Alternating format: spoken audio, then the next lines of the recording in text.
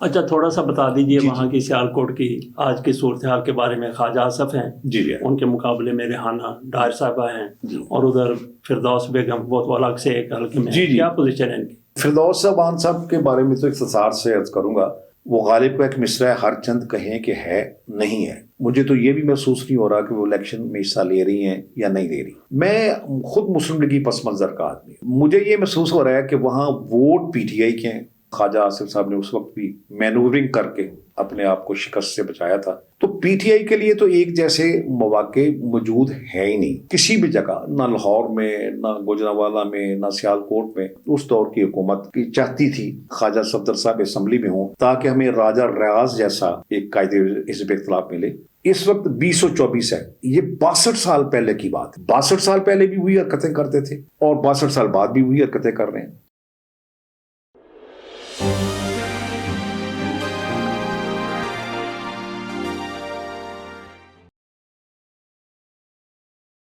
اچھا ولی صاحب آپ سے آپ کے علاقے کے بارے میں تھوڑا سا ایک سوال کرنا ہے. تھوڑا سا طویل ہے سوال تھوڑا سا طویل ہے جی جی لیکن اتنا بھی طویل نہیں ہے. جی جی بسم کہ اللہ. وہاں پہ ایک تو 2 بیویاں حصہ لے رہی ہیں آپ کے علاقے سے. جی جی فردوس بی بی ہیں جی جی اور ریحانہ امتیاز صاحبہ ہیں جی جی دار کی والدہ. جی جی اور وہاں پہ ایک بابا بھی ہے جی جی خواجہ آصف صاحب. جی بالکل. یہ سنا ہے کہ خواجہ آصف صاحب آج کل خواب میں ہوتے ہیں، اٹھتے ہیں تو وہ کہتے ہیں ڈی سی انوار الحق، وہ کہتے ہیں جنرل باجوہ، وہ کہتے ہیں عبداللہ روکھڑی، جی جی وہ کہتے ہیں نواب آف کالا باغ. تو یہ کیا سلسلہ ہے؟ یہ سارا کوئی ذرا ہمیں بتائیے. یہ بڑی دلچسپ آپ کا سوال ہے جی.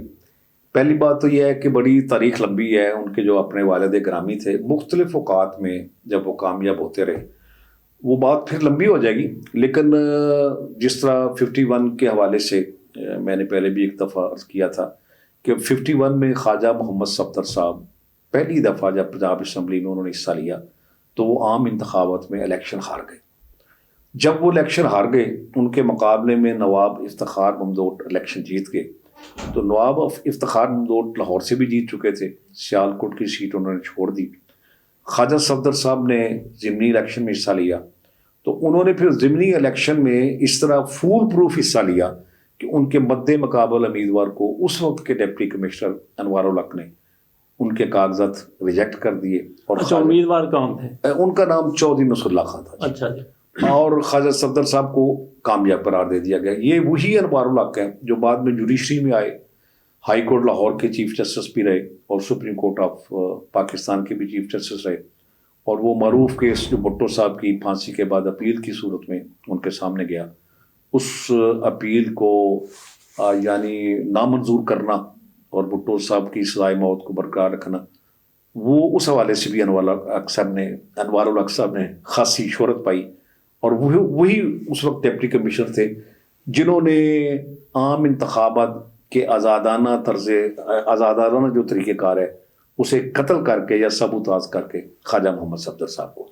اچھا دوسری بات یہ ہے کہ پچھلے دنوں خواجہ آصف صاحب ایک عام جلسے سے وہاں خطاب کر رہے تھے سیالکوٹ میں، تو انہوں نے کہا کہ 1964 میں میرے والد گرامی نے علامہ اقبال میموریل اسپتال سیالکوٹ میں بنوایا.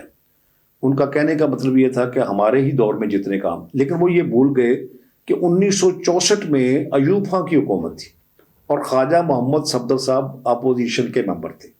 اور یہ ہمارے پاکستان کی روایت رہی ہے، اس ملک کی ایک بڑی پختہ روایت ہے تو غلط، کہ جو بھی کوئی کسی حلقے میں اپوزیشن کا ممبر ہوتا ہے اس میں تو کوئی ترقیاتی کام حکومت کرواتی نہیں ہے، اور اگر کوئی ترقیاتی کام ہوتا ہے تو اس کا کریڈٹ تو اس حکومت کو جاتا ہے، اپوزیشن والے ممبر کو تو نہیں جائے گا. یعنی وہ یہ چیز بھول گئے. لیکن اس میں خاص بات یہ ہے کہ شاید وہ یہ بھی بھول گئے کہ خواجہ محمد صفدر صاحب کو جب بھی کسی اسمبلی میں پہنچنے کے لیے ان کے لیے راستہ جو آسان کیا جاتا تھا اور ان کے لیے کامیابی کو ممکن بنایا جاتا تھا تو وہ اپوزیشن کی طرف سے امیدوار ہوتے تھے. لیکن اس دور کا گورنر، اس دور کی حکومت یہ چاہتی تھی کہ یہ خواجہ صفدر صاحب اسمبلی میں ہوں تاکہ ہمیں راجہ ریاض جیسا ایک قائد حزب اختلاف ملے. ہماری مرضی کی پسند کی اپوزیشن اس اسمبلی میں ہونی چاہیے. تو یہ جو خواجہ آصف صاحب کو یہ ساری باتیں شاید اس پس منظر میں یاد آ رہی ہیں، اور میرا خیال ہے کہ وہ آنے والے الیکشن میں بھی اسی طرح کا ماحول اپنے لیے دیکھنا پسند کرتے ہیں کیونکہ وہ جنرل باجوہ کا تو معروف واقعہ ہے. تو آئندہ بھی یہ شاید وہ تسلسل یہی چاہتے ہیں کہ شاید یہی روکھڑی والا تھوڑا سا بتا. امیر عبداللہ صاحب روکھڑی والا جو واقعہ جی وہ یہ ہے کہ ان کی کتاب ہے میں اور میرا پاکستان. یہ جنگ پبلشرز نے کتاب چھاپی ہے جی. اور خواجہ صفدر صاحب ان کے دوست تھے. امیر عبداللہ روکھڑی صاحب نے ان کو اپنے دوست کی حیثیت میں کہ وہ میرے بڑے دوست تھے, پرانا میرا ان سے تعلق تھا, اور اسی حوالے سے انہوں نے کہا کہ مجھے ملک امیر محمد خان نواب آف کالا باغ, جو نواب آف کالا باغ تھے اور گورنر تھے مغربی پاکستان کے, ان کا بھی تعلق میاں والی سے تھا, امیر عبداللہ روکھڑی صاحب کا بھی. ان کے آپس میں گہرے تعلق تھے, دوستانہ بھی تھا, بڑی محبت تھی آپس میں. بڑے وہ ایک ان کے با اعتماد ساتھی تھے امیر عبداللہ روکھڑی صاحب. تو انہوں نے امیر عبداللہ روکھڑی صاحب کو سیالکوٹ بھیجا کہ بھائی وہ خواجہ صفدر صاحب کی جو پوزیشن ہے کمزور الیکشن میں, ان کے مد مقابل چودھری ظہور اللہ صاحب جن کا تعلق سیالکوٹ سے تھا. یہ چودھری ظہور اللہ گجرات والے نہیں بلکہ سیالکوٹ سے, وہ بھی ایک سیاستدان تھے اور ایک اچھے ان کے نامور تھے سیالکوٹ کی حد تک. تو ان کی پوزیشن زیادہ تھی. اب ملک امیر محمد خان صاحب نے کہا کہ آپ ایسا کریں کہ ان سے درخواست کریں یا ایسا کوئی انہیں کنونس کرنے کی کوشش کریں, قائل کریں کہ اگر وہ خواجہ صفدر کے مقابلے میں الیکشن سے دستبردار ہو جائیں اور خواجہ صفدر صاحب کو کامیاب ہونے کا موقع دیں تو ہم انہیں ضلع کونسل میں وائس چیئرمین بنوا دیں. امیر عبداللہ روکھڑی صاحب نے یہ دو باتیں لکھی ہیں کہ ایک تو میں وہاں گیا, کوشش کی, ان کی کوششوں سے چودھری ظہور اللہ صاحب الیکشن سے دستبردار ہو گئے. بعد میں وہ حسب وعدہ انہیں ضلع کونسل میں وائس چیئرمین کا عہدہ بھی دیا گیا. تو روکھڑی صاحب کہتے ہیں کہ دو باتیں ہیں کہ ایک تو خواجہ صفدر صاحب کی کامیابی تب ہی ممکن ہوئی کیونکہ وہ الیکشن ہار رہے تھے جب چودھری ظہور اللہ دستبردار ہوئے. تو دوسری بات انہوں نے یہ کہی کہ حکومت کو یہ سوٹ کرتا تھا کہ خواجہ صفدر صاحب جیسا بندہ اپوزیشن میں ہونا چاہیے. اب یہ عجیب بات ہے عوان صاحب کہ یہ سلسلہ, میں تو کہتا ہوں کہ یہ جب جو باتیں ہیں یہ 62 کی میں بات کر رہا ہوں, اس وقت 2024 ہے, یہ 62 سال پہلے کی بات ہے. مطلب 62 سال پہلے کی بھی طرز سیاست یہی تھا, پاکستان کا طرز عمل یہی تھا. کبھی کبھی میں یہ سوچتا ہوں کہ یہ کب یہ حالات تبدیل ہوں گے. یعنی کوئی بھی جو ملک ہے وہ آگے کی طرف بڑھتا ہے, آگے کی طرف مطلب ارتقاء کا مطلب یہی ہوتا ہے کہ وہ ایک کمزور حالات سے یا ایک جس طرح ایک ترقی پذیر ملک ہے تو وہ ترقی یافتہ ملک بن جاتا ہے, معیشت خراب ہے تو وہ بہتری کی طرف, ایک انسان آگے کی طرف چلتا ہے پیچھے کی طرف نہیں. لیکن ہمارا تو جیسے الٹا سفر ہے کہ ہم 62 سال پہلے بھی وہی حرکتیں کرتے تھے اور 62 سال بعد بھی وہی حرکتیں کر رہے ہیں. نہ 62 سال پہلے اس سے پاکستان کو فائدہ ہوا, نہ 62 سال بعد ہو سکتا ہے, نہ آئندہ 100 سال بعد ہو سکتا ہے اگر ہم نے اپنے طرز عمل میں کوئی تبدیلی نہ لائی. اچھا تھوڑا سا بتا دیجئے وہاں کی سیالکوٹ کی آج کی صورتحال کے بارے میں. خواجہ آصف ہیں جی, ان کے مقابلے میں ریحانہ ڈار صاحبہ ہیں اور ادھر فردوس بیگم, وہ تو الگ سے ایک حلقے میں. کیا پوزیشن ہے ان کی؟ میں فردوس صاحب صاحب کے بارے میں تو اختصار سے عرض کروں گا کہ ہو سکتا ہے کہ میں وہاں موجود ہوتے ہوئے بھی میری معلومات میں اتنی کمی ہے کہ ان کا الیکشن میں ایکٹیو ہونا مجھے نظر نہیں آیا. وہ غالب کا ایک مصرع ہے, ہر چند کہیں کہ ہے نہیں ہے, مجھے تو یہ بھی محسوس نہیں ہو رہا کہ وہ الیکشن میں حصہ لے رہی ہیں یا نہیں لے رہی. یعنی وہ بہت ایک متحرک خاتون ہے. ماضی میں انہوں نے ایک الیکشن لڑا تو اس وقت کے جو اسپیکر قومی اسمبلی تھے سابق سیالکوٹ سے چوری امیر سے, ان کو شکست دینے میں وہ پیپلز پارٹی کی ٹکٹ پر, اور اس میں زیادہ ایفرٹس فردوس عوان کی تھی. مقامی طور پر انہوں نے بڑا اچھا وہ اپنا الیکشن لڑا. لیکن اس وقت جب وہ مختلف جماعتیں تبدیل کرتے ہوئے پھر تحریک انصاف سے بھی الگ ہوئی, اب تحریک استحکام پاکستان جو ہے, پہلی بات تو یہ ہے کہ تحریک استحکام پاکستان کی جو پاکستان میں صورتحال ہے, کچھ چند مخصوص حلقے جس طرح ترین صاحب خود ہیں تو وہ تو ان کے آبائی حلقے ہیں یا ان کی سیاست میں اتنا مطلب اثر و رسوخ ہے کہ وہ شاید کامیاب ہو جائیں. لیکن باقی کہیں تحریک استحکام جس طرح نظر نہیں آتی, سیالکوٹ میں بھی وہی صورتحال ہے. اور فردوس عوان صاحب کے حوالے میں اس لیے بھی بات کر رہا ہوں کہ باقی ضلع سیالکوٹ میں مجھے تحریک استحکام کا امیدوار کوئی نظر نہیں آیا. اس میں میری کوئی معلومات بھی کمی ہو سکتی ہے, لیکن صورتحال یہ ہے کہ کوئی ایسا مجھے بندہ نوٹیبل نظر نہیں آیا کہ میں جس کو کہہ سکوں. اب بات ہے اس حلقے کی جو ظاہر ہے کہ سیالکوٹ کا وہ جو حلقہ 71, وہ تو پورے پاکستان میں اس کی شہرت ہے. اس میں خواجہ محمد آصف صاحب کی وجہ سے بھی شہرت ہے، ظاہر ہے وہ سابق صوبائی سابق قومی اسمبلی کے نہ صرف ممبر متحرک فعال بلکہ وہ کئی وزارتوں میں رہے، وہ وزیر دفاع بھی رہے، وہ وزیر خارجہ بھی رہے، وہ وزیر پانی و بجلی بھی رہے، تو ان کی ایک اپنی امپارٹنس ہے اس وجہ سے بھی۔ اور دوسری طرف وہ پارٹی ہے یا وہ سیاسی خاندان ہے ڈار فیملی کہ جن کے عثمان ڈار کے والد تحصیل اعظم سیالکوٹ رہے ہیں، اور وہ اچھے ایک انسان تھے، اچھی شہرت رہی ہے ان کی بطور سیاستدان۔ پھر عثمان ڈار نے بھی 2 دفعہ الیکشن وہ لڑا، اپیرنٹلی وہ دونوں طرف ہارے، اور دوسری دفعہ کو 1500 کا فرق تھا، تو یہ بڑا کلوز کمپٹیشن تھا۔ اب دعوے مختلف ہیں، کئی تو کہتے ہیں کہ خواجہ آصف صاحب نے اس وقت بھی مینورنگ کر کے اپنے آپ کو شکست سے بچایا تھا، لیکن میں اس میں پارٹی نہیں بننا چاہتا، ہو سکتا ہے وہ الیکشن جیت ہی گئے ہوں، لیکن ویری کلوز کمپٹیشن۔ اب صورتحال یہ ہے کہ جس طرح آپ نے پہلے فرمایا 144 کے حوالے سے، اسی طرح میں عرض کروں گا کہ جو لیول پلینگ فیلڈ ایک لفظ عمومی طور پر کہ ایک جیسے مواقع سب کے لیے، تو پی ٹی آئی کے لیے تو ایک جیسے مواقع موجود ہے ہی نہیں کسی بھی جگہ، نہ لاہور میں، نہ گوجرانوالہ میں، نہ سیالکوٹ میں، اور سیالکوٹ میں تو زیادہ ہی کوئی سینسٹیونیس کا مظاہرہ کیا گیا ہے کہ پہلے انہی ریانہ امتیاز ڈار کے کاغذات نامزدگی داخل کرنے، چاروں طرف ان کے گھر پولیس کا گھیرا تھا، وہ پھر تاریخ کوئی ایکسٹینڈ ہوئی، وہ کس طرح ممکن ہو سکا کہ بر وہ امیدوار بن گئی، اب انہیں بیبی کارٹ کا وہ جو ہے بچوں کا پالن دے دیا گیا، پنگوڑا۔ تو بہرحال الیکشن جو ہو رہا ہے، مجھے یہ محسوس ہو رہا ہے کہ وہاں ووٹ پی ٹی آئی کے ہیں۔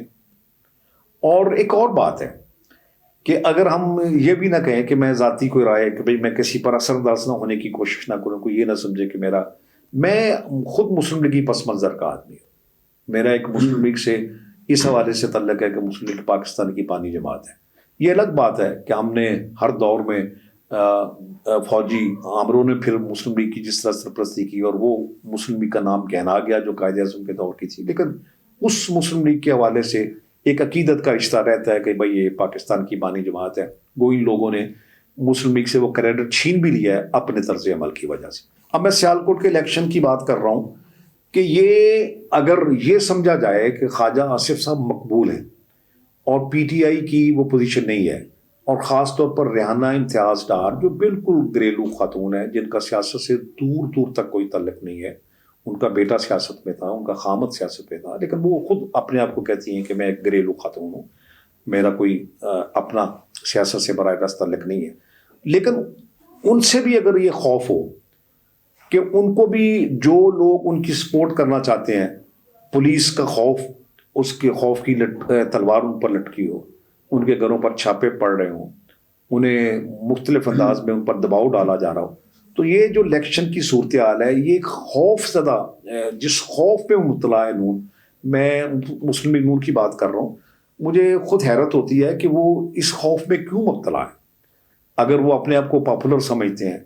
اور ویسے تو ان کی جو پاپولیرٹی ہے، یہ جو 16 ماہ کی مدت تھی، خاص طور پر شہباز شریف کا جو دور حکومت ہے بطور وزیر اعظم، اور پھر بڑے مزیدار بات ہے کہ اس میں کئی جماعتیں اگرچہ شامل تھیں، لیکن ایز اے کپتان شہباز شریف کا ہی کردار تھا، پھر تو وزیر خزانہ بھی اسحاق ڈار جناب ان کے ساتھ شریک اقتدار ہو گئے، تو ان سب لوگوں نے مل کر 16 ماہ میں پاکستان کو جہاں پہنچا دیا، اس کی معیشت کو، ہمارے معاشی حالات کو، صورتحال کو، وہ خود نہ اس دور کا حوالہ دیتے ہیں، اس سے ڈرتے ہیں، خوفزدہ ہیں، اور اس صورتحال میں اگر وہ پھر بھی اسے یہ سمجھتے ہیں کہ ہم مضبوط ہیں، تو پھر خوف کس بات کا ہے؟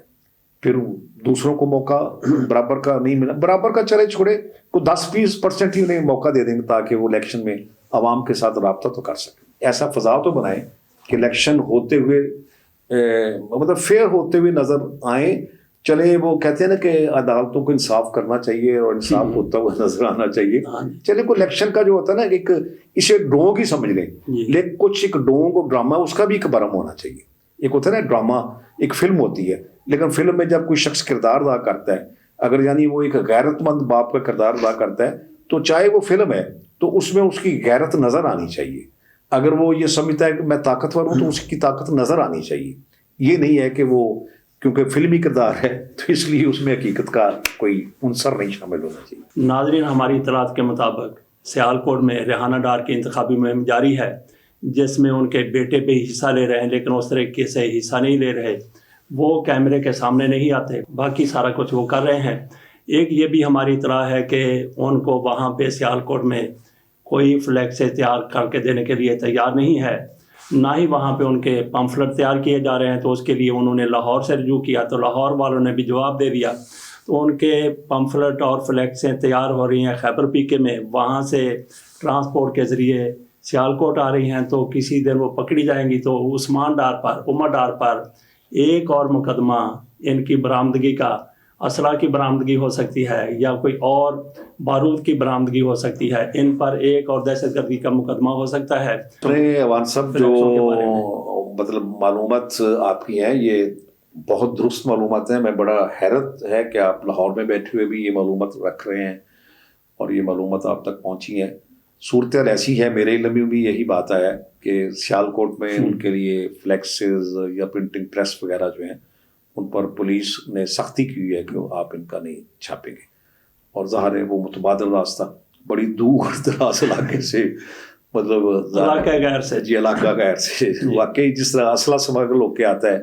یعنی یہ اگر ایک انتخابی امیدوار کی فوٹو سے اتنا خوف زدہ ہیں، وہ نشان جو اب وہ ایک جماعتی نہیں بلکہ ہر امیدوار ایک آزاد امیدوار ہے، اپنا نشان وہ بھی نہیں چھپوا سکتا. بلہ تو چلا گیا نا جی پس منظر میں. تو جو نیا نشان اپنی مرضی سے آپ نے دیا، آپ ان کو وہ چھاپنے یا پبلک سے انٹروڈیوس کرنے کا تو ان کو موقع ملنا چاہیے تاکہ کچھ الیکشن کا برم قائم رہ سکے. بہت بہت شکریہ. بہت مہربانی.